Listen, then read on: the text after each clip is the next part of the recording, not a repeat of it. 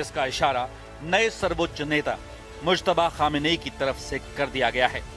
पिछले 2 महीनों से ईरान की पब्लिक लगातार सड़कों पर आ रही है।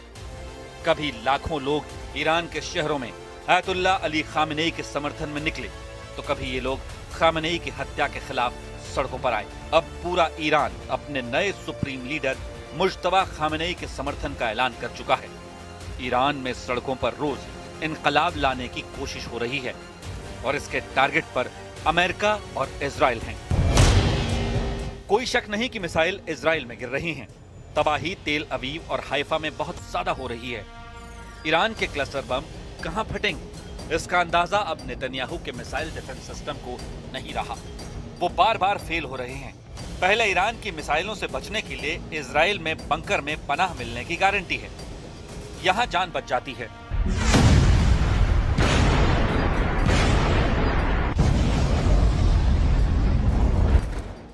लेकिन नई मिसाइलों के हमले में वो गारंटी भी खत्म हो चुकी है। जमीन पर तबाही और बंकर में मौत का खौफ। इस युद्ध में ईरान के तेवर कमजोर नहीं पड़ रहे। ईरान के विदेश मंत्री अब्बास अरागची ने अमेरिका और इजराइल को बहुत बड़ी धमकी दी है, डराने की कोशिश की है। अब्बास अरागची ने कहा है, नेतन्याहू नहीं चाहते कि दुनिया को पता चले कि ईरान कैसे इजराइल पर पलटवार करके उसे सजा दे रहा है। अरागची का दावा है कि उनकी रिपोर्ट बताती है कि इजराइल में ईरान की मिसाइलों से बड़ी तबाही मची है। इजराइल की लीडरशिप पैनिक कर चुकी है। इजराइल का एयर डिफेंस सिस्टम फेल हो चुका है। सबसे अहम बात, अरागची ने कहा है कि अभी तो ईरान ने सिर्फ शुरुआत की है। Well, actually, this is a war imposed on us, and what we are doing is only defending ourselves. We are facing an act of aggression which is absolutely illegal, and what we are doing is the act of self-defense which is legal and legitimate. Israel Iran पर हमला करता है, Iran पलटवार करता है और फिर यही सिलसिला तेज हो जाता है। ईरान की राजधानी तेहरान का हाल देखिए। यह शहर रोज टारगेट बन रहा है, जैसे तेहरान रोज जल रहा है। तेल डिपो से लेकर स्कूलों पर हुए हमलों ने ईरान को गुस्से से भर दिया है। तेहरान के कई मोहल्ले गाजा जैसे दिखने लगे हैं, क्योंकि अमेरिका के बंकर बस्टर बम जहां गिरते हैं वहां पहचानना मुश्किल हो जाता है कि ये फिलिस्तीन है या ईरान। ईरान पर हमले के लिए डोनाल्ड ट्रंप और नेतन्याहू रोज बात करते हैं। ये इजराइल के रक्षा मंत्री काट्स का दावा है। काट्स का दावा है कि अगर ईरान 10 साल लड़ने के लिए तैयार है तो इजराइल भी तब तक जंग करेगा जब तक मकसद पूरा नहीं हो जाता। אנחנו נמשיך לפעול ולכתוש את המשטר הזה וגם את היעדים האסטרטגיים של המשטר הזה בטהרן, בכל רחבי איראן, יום אחרי יום, מטרה אחרי מטרה. אנחנו נמשיך לעשות את זה, וגם כדי לאפשר לעם האיראני לקום ולפעול ולהעיף את המשטר הזה. בסופו של דבר זה דבר שתלוי בהם. ये ना इजराइल है, ना ये तेहरान है, ये है लेबनान।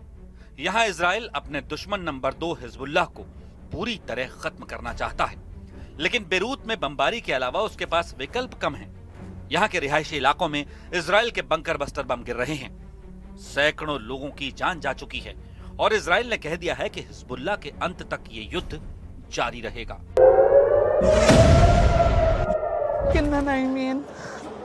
تقريبا على الساعة 5:30 كنت نايمة أنا وجوزي وابني سهران كان بعده جاي من الشغل. صوت ما بيوصف، خوف ما بينوصف، يعني بكفي بقى، بكفي كابوس هيدا مت بده يخلص. ما بقى فينا عن جد، ما بقى فينا نتحمل. अभी तक इस युद्ध में ज्यादा नुकसान ईरान को हुआ है। ईरान में 1300 से ज्यादा लोगों की मौत हो चुकी है। घायलों की तादाद 12,000 से ज्यादा है। ईरान में 10,000 से ज्यादा जगहों पर हमले किए गए हैं। वहीं इजराइल में 14 लोगों की मौत की पुष्टि हुई है, जबकि सैकड़ों लोग ईरान के हमलों में घायल हुए हैं। लेबनान में अब तक करीब 500 लोगों की मौत हो चुकी है। हजारों लोग घायल हैं। Operation Epic Fury, we're also focused on keeping energy and oil flowing to the world. and I will not allow a terrorist regime to hold the world hostage and attempt to stop the globe's oil supply. And if Iran does anything to do that, they'll get hit at a much, much harder level. I will take out those targets that were easy and that I mentioned just before. We'll take them out so quickly, they'll never be able to recover, ever. Iran में नई leadership मिलने के बाद वहां की फौज और diplomatic कमांडरों के बाद और तेज होते जा रहे हैं। विदेश मंत्री अब्बास अरागची सबसे ज्यादा एक्टिव हैं।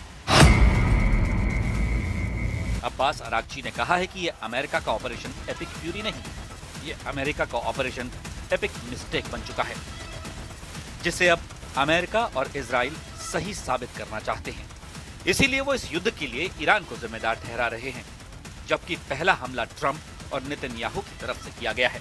इसकी साजिश इजराइल ने रची, लेकिन अब इसका खमियाजा अमेरिका के लोग भुगत रहे हैं। अरागची का इशारा खाड़ी के तेल और गैस में लगी आग की तरफ है और इसके असर पर जिससे दुनिया भर की अर्थव्यवस्था चरमराती हुई नजर आ रही है। So this is the consequence of the U.S. aggression against us. We are not responsible for that. युद्ध क्या मोड़ ले रहा है, नया मोर्चा कहां खुल रहा है, इसके लिए तुर्की से आया ये वीडियो देखिए। अमेरिका का पेट्रियट सिस्टम तुर्की के अहम अड्डों पर तैनात किया जा रहा है। तुर्की ईरान को आगाह कर चुका है कि उसकी सरहद में मिसाइल आई तो अंजाम बुरा हो सकता है। मिसाइल डिफेंस से लेकर ईरान पर हमलों तक ट्रंप और नेतन्याहू का युद्ध अमेरिका को बहुत महंगा साबित हो रहा है। अमेरिका इस युद्ध में रोज करीब 7,500 करोड़ रुपए फूंक रहा है। पहले 100 घंटों में ही इस युद्ध में 33,000 करोड़ रुपए से ज्यादा खर्च हो गए। पहले 7 दिनों में युद्ध का बिल 55,000 करोड़ रुपए तक पहुंच गया। अगर ये युद्ध लंबा चला तो आशंका है कि इसका बिल 9 लाख करोड़ रुपए को पार कर सकता है और तब डोनाल्ड ट्रंप को अमेरिका के अंदर हाथ फैलाने पड़ सकते हैं। यानी अमेरिकी कांग्रेस में ट्रंप को युद्ध जारी रखने के लिए फंड का इंतजाम करना होगा। अब इस युद्ध में ट्रंप का पैसा कहां और किन चीजों में खर्च हो रहा है, इसे समझिए, क्योंकि ईरान ने शाहिद जैसे ड्रोन का इस्तेमाल करके अमेरिका का पूरा वॉर बजट ही बिगाड़ डाला है। करीब 40,000 करोड़ के बम और इंटरसेप्टर मिसाइल अभी तक इस युद्ध में खर्च हो चुके हैं। एयर ऑपरेशन यानी विमानों को ऑपरेट करने के लिए रोज 250 करोड़ रुपए खर्च करने पड़ रहे हैं।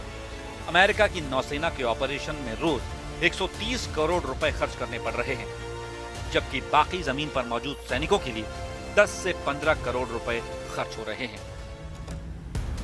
ऐसे में डोनाल्ड ट्रंप और उनकी फौज को जबरदस्त टॉनिक की जरूरत है, ऐसा टॉनिक जो उनके युद्ध को फेल होने से बचा ले। लेकिन ईरान की मिसाइल वहां के नए सर्वोच्च नेता मुज्तबा खामेनेई की बूस्टर डोज बन चुकी है और ईरान का हर हमला बता रहा है कि वो पूरा बदला लिए बगैर युद्ध खत्म नहीं होने देगा।